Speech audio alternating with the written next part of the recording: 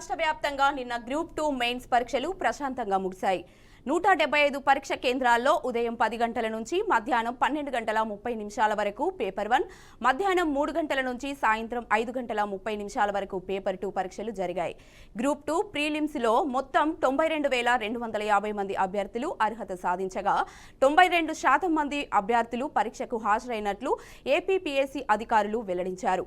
పరీక్షలు ముగిసిన రోజే రాత్రి ఏపీపీఎస్సీ గ్రూప్ 2 మెయిన్స్ ఆన్సర్ కీని కూడా విడుదల చేసింది.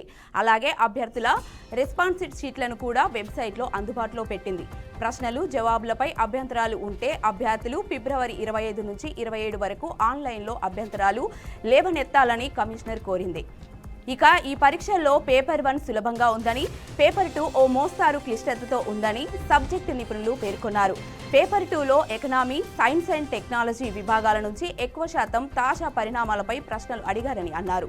కాగా గ్రూప్ 2 మెయిన్స్ పరీక్షలను వచ్చే నెల వరకు వాయిదా వేయాలని అభ్యర్థులు ఆందోళన చేపట్టడంతో శనివారం పరీక్షల నిర్వహణపై తీవ్ర ఉత్కంఠ నెలకొంది.